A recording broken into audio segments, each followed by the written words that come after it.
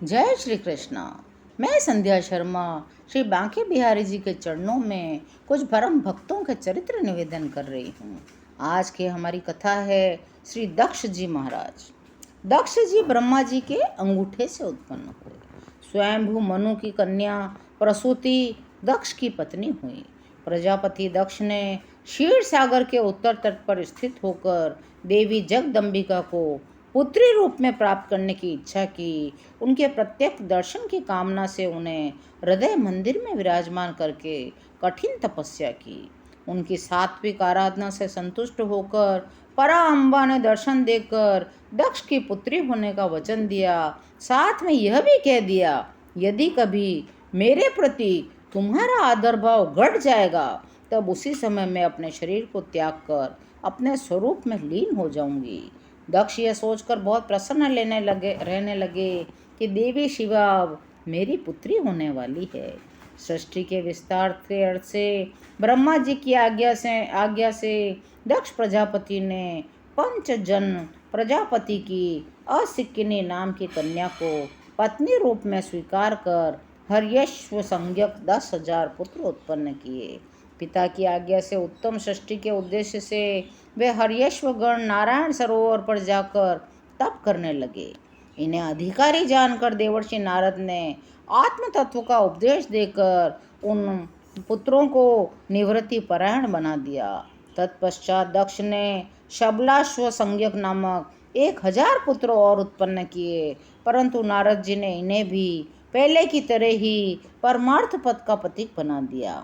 अब की बार दक्ष ने कुपित होकर नारद जी को श्राप दिया, आज से तीनों लोकों में विचरते हुए तुम्हारा पैर कहीं स्थिर नहीं रहेगा।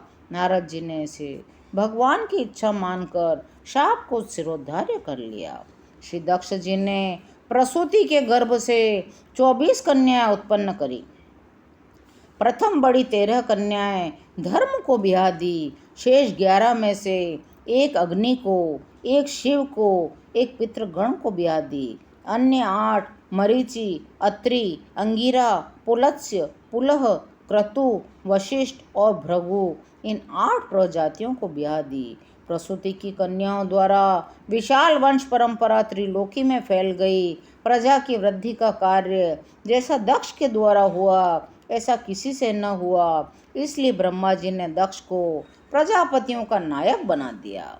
अति प्राचीन काल में एक बार विश्व सृष्टाओं ने यज्ञ किया, जिसमें समस्त परम ऋषि देवता मुनि और अग्नि आदि अपने अपने अनुयायियों सहित आकर उपस्थित हुए। जब सूर्य के समान तेजस्वी दक्ष उस समय वहां आए तो दक्ष को देखकर उनके तेज से प्रभावित होकर श्री शिव जी और ब्रह्मा जी को छोड़कर अन्य सभी देवगण, ऋषिगण और सदस्यगण अपने अपने आसनों से उठकर उनका सम्मान करने लगे। दक्ष ने अपने पिता ब्रह्मा जी को प्रणाम किया, उनकी आज्ञा पाकर उनके दिए हुए आसन पर बैठ गए।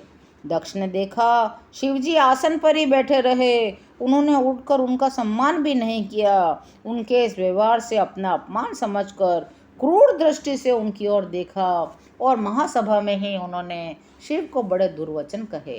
कहने लगे, मैंने केवल ब्रह्मा जी के कहने से ही ऐसे पुरुष को अपनी सुंदरी साध्वी भोली भाली कन्या दे दी। दुर्वचन कहकर दक्ष ने शिव जी को शाप दिया कि देव यज्ञों में इंद्र, उपेंद्र आदि देवगणों के साथ यज्ञ का भाग ये नहीं पाए। शिव जी कुछ भी नहीं बोले।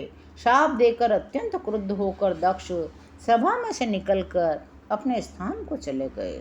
यह जानकर कि दक्ष ने शाप दिया है, नंदीश्वर को बड़ा ही क्रोध हुआ। उन्होंने दक्ष तथा उन ब्राह्मणों का जिन्होंने दक्ष के कुवाक्यों का अनुमोदन किया था घोर प्रतिशाप दिया। यह दक्ष देहाभिमानी है, देह को ही आत्मा समझता है, अविद्या को विद्या जानता है, सुख वासनाओं में आसक्त होकर कर्म कांड में रत रहता है। यह जड़ पशु है, पशुओं के समान यह स्त्री लंपट हो, इसका मुख शीघ्र ही बकरे का हो जाए, यह सदा तत्व ज्ञान से विमुख रहे। इस प्रकार परस्पर श्राप देने के बाद से शिवजी भी अपने गणों सहित वहां से चल दिए। कालांतर में दक्ष ने रुद्र का अपमान करने के लिए बृहस्पति सव नामक यज्ञ किया। यज्ञ में शिव का अपमान देकर सती ने शरीर त्याग दिया। सती के तन त्याग को सुनकर श्री शिव के गणों ने दक्ष के यज्ञ का विध्वंस कर दिया। शिव जी का अपमान करने वाले देवताओं तथा सदस्यों को समुचित दंड दिया। गणनायक वीरभद्र ने दक्ष के सिर को मरोड़कर धड़ से अलग करके यज्ञ की दक्षिणाग्नि में डाल दिया, मानो इससे होम कुंड की पूर्णाहुति की। अंत में यज्ञशाला को जलाकर शंभु के गण कैलाश को लौट आए। श्री ब्रह्मा जी की सलाह से सभी देवता ब्रह्मा जी को साथ लेकर कैलाश पर गए, शिव जी की आराधना की। तब शिव जी ने कहा, हे प्रजापति ब्रह्मा, माया की भगवान की माया से मोहित हुए दक्ष जैसे ना समझों के अपराध की तो मैं चर्चा ही नहीं करता, न याद करता हूँ। मैंने तो केवल सावधान करने के लिए थोड़ा सा दंड दे दिया। शिव की आज्ञा के अनुसार दक्ष के धड़ से बकरे का सिर जोड़ दिया गया। शिव जी की कृपा से दक्ष सोकर जागे हुए के समान जी उठे। दक्ष का हृदय शुद्ध हो चुका था। शिव के प्रति श्रद्धा का सिंधु उमड़ पड़ा। बड़े विनीत भाव से उन्होंने शिव की स्तुति की। इसके बाद पुनः यज्ञ आरंभ किया गया, जिसमें यज्ञ पुरुष भगवान विष्णु ने साक्षात प्रकट होकर दक्ष को ज्ञान का उपदेश दिया। सबने भगवान की स्तुति की और यज्ञ सा आनंद संपन्न हुआ। तब दक्ष बोले, मैंने इस शरीर से शिव का अपमान किया है। प्रजापति दक्ष ने अपना वह शरीर त्याग कर प्रचेता गण की मारिशा नामक पत्नी से पुनः जन्म लिया। इन्होंने जन्म लेते ही अपनी कांति से समस्त तेजस्वियों का तेज छीन लिया। श्री ब्रह्मा जी ने इन्हें पुनः प्रजापतियों के नायक पद पर अभिषिक्त कर दिया। ये कर्म करने में बड़े दक्ष थे, इसी से इनका नाम दक्ष हुआ। इन्होंने भगवान की आराधना की और षष्ठी का विस्तार किया। आज की कथा यहीं विराम लेती है। शेष कथा है अगले अंकों में। जय श्री कृष्ण।